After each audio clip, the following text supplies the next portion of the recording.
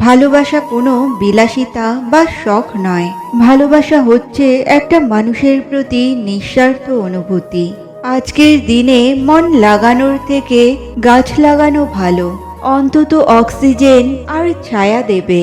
বিবেক যদি মনকে আর মন যদি চোখকে শাসন করে, তাহলে মানুষের ভুলের ও অন্যায়ের পরিমাণ অনেক কমে যাবে।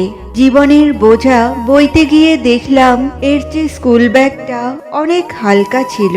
জীবনে কোনো কিছুর জন্য আক্ষেপ রাখতে নেই। যা হওয়ার হয়েছে, যা হবে দেখা যাবে।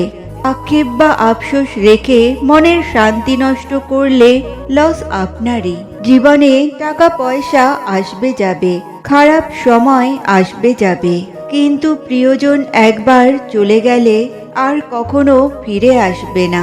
অতএব প্রিয়জনের হাত ছাড়বেন না। খারাপ সময় এলে কখনো কখনো পায়ের তলার মাটি পর্যন্ত সরে যায়, কিন্তু খারাপ সময়ের সাথে লড়াই করলে একদিন পায়ের তলায় পৃথিবী পাওয়া যায়।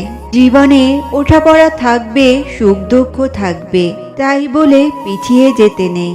দেখবে একটা সময় তুমি প্রতিষ্ঠিত হওয়ার পর সবাই তোমাকে গুরুত্ব দেবে। এক নববিবাহিত দম্পতি নতুন বাড়ি নিয়েছে। পরদিন তারা যখন সকালে খাবার খাচ্ছিল, মেয়েটি জানালা দিয়ে পাশের বাড়ির দিকে তাকিয়ে দেখতে পেল ওই বাড়ির মহিলা কাপড় শুকাতে দিয়েছে। মেয়েটি বলে উঠল, কাপড় পরিষ্কার হয়নি। ওই বাড়ির মহিলা ভালো করে কাপড় ধুতে জানে না। তার মনে হয় ভালো কোনো কাপড় কাচার সাবান দরকার।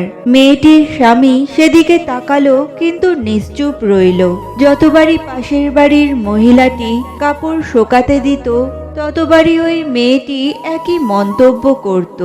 মাসখানেক পরে ওই বাড়িতে সুন্দর পরিষ্কার কাপড় শুকানোর জন্য ঝুলতে দেখে মেয়েটি অবাক হয়ে তার স্বামীকে বলল, দেখো, অবশেষে উনি শিখেছেন কিভাবে কাপড় ধুতে হয়। আমি তো ভাবছি কে তাকে শেখালো। তখন স্বামী বলে উঠল, শোনো, আজ ভোরে আমি আমাদের জানালার কাচ পরিষ্কার করেছি। বন্ধুরা, আমাদের জীবনটাও এমনই। আমরা কোনো কিছু দেখার সময় যা দেখি তা নির্ভর করে আমাদের সেই জানালার পরিচ্ছন্নতার উপর, যা দিয়ে আমরা দেখি। কোনো সমালোচনা করার আগে আমাদের নিজের মনের অবস্থাটা খেয়াল করে নেওয়া প্রয়োজন। নিজেদেরকে প্রশ্ন করা দরকার যে আমরা কি আদৌ তার মাঝে কোনো ভালো কিছু দেখতে চাই, নাকি মানুষটার দিকে তাকাচ্ছি শুধু তার ভুলগুলো খুঁজে বের করার জন্য। অতএব বন্ধুরা, আপনি কি দেখবেন এবং কিভাবে দেখবেন, সবটাই আপনার ওপর। শেষ সময়ে পরিবার, সমাজ, এমনকি নিজের সন্তানরাও কখনো কখনো পাশে থাকে না। পাশে থাকে একমাত্র জীবন সঙ্গী।